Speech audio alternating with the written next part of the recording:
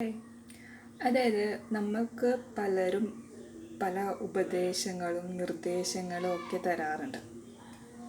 കുട്ടിക്കാലം തൊട്ടേ നമ്മൾ അതൊക്കെ കേട്ടിട്ടാണ് വളർന്നത്.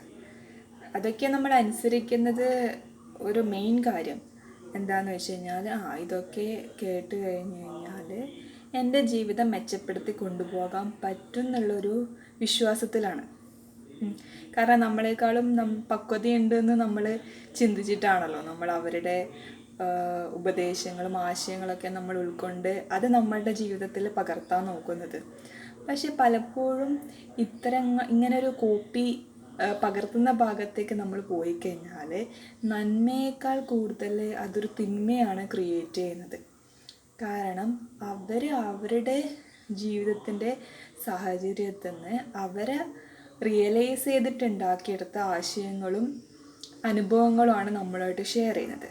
പക്ഷേ അത് നമുക്ക് അനുകൂലമാണോ അല്ലെങ്കിൽ പ്രതികൂലമാണോ, നമുക്ക് ആവശ്യമാണോ എന്നുള്ളത് നമ്മൾ തിരിച്ചറിയേണ്ട കാര്യമാണ്. അതിനെന്ത് വേണം, നമ്മളെ ശ്രദ്ധിക്കണം. ഞാൻ എന്താണെന്നും എൻ്റെ വീക്ക്നെസ്സും എൻ്റെ സ്ട്രെങ്ത്തും ഒക്കെ എന്താണെന്നും എനിക്ക് എന്തൊക്കെയാണ് ആവശ്യം എന്നും ഞാൻ റിയലൈസ് ചെയ്യണം. അല്ലാതെ മറ്റുള്ളവർ പറയുന്നത് കേട്ടിട്ട് നമ്മൾ അതിനെ ഫോളോ ചെയ്ത് പോയി കഴിഞ്ഞാൽ അത് നമുക്ക് കൂടുതൽ പ്രോബ്ലംസ് ഉണ്ടാക്കും. അതായത് എനിക്ക് ആവശ്യമില്ലാത്ത കാര്യം ഞാൻ എന്നിലേക്ക് അടിച്ചേൽപ്പിച്ച് കഴിഞ്ഞാൽ അത് ഇപ്പം നമ്മൾ ഇൻഡൈജഷൻ, നമുക്ക് ബോഡിക്ക് പറ്റാത്ത ഭക്ഷണം നമ്മൾ കഴിച്ചു കഴിഞ്ഞാൽ അത് ബോഡി റിജക്റ്റ് ചെയ്യും. അതിൻ്റെ പരമായിട്ട് അതിൻ്റെ ഭാഗമായിട്ട് ഒരുപാട് പ്രോബ്ലംസ് നമ്മളുടെ ബോഡിയിൽ ഉണ്ടാവും. അതെന്തുകൊണ്ടാണ്? മറ്റുള്ളവർ കഴിക്കുന്നുണ്ട്, അതുകൊണ്ട് ഞാനും കഴിക്കാമെന്നുള്ളൊരു ഭാഗത്തേക്ക് നമ്മൾ കൊണ്ടുപോകുന്നതുകൊണ്ടാണ്.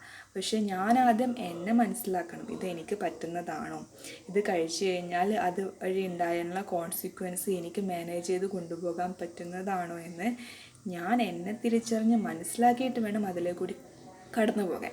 അല്ലാതെ കാണുന്നതും കേൾക്കുന്നതൊക്കെ കണ്ണും പൂട്ടി വിശ്വസിച്ച് കഴിഞ്ഞാൽ നമ്മൾ എപ്പോഴും കുഴിയിൽ ചാടുകയുള്ളൂ.